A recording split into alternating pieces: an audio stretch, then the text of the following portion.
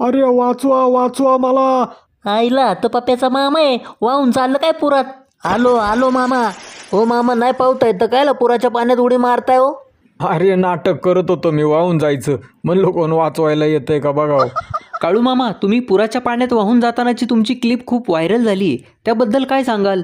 हो पत्रकार साहेब, पाण्याच्या आतमध्ये जाऊन 23 सेकंदामध्ये मगरीला मारून परत वर येणाऱ्याच्या पाहुण्यावर तरी शंका घेऊ नका राव तुम्ही.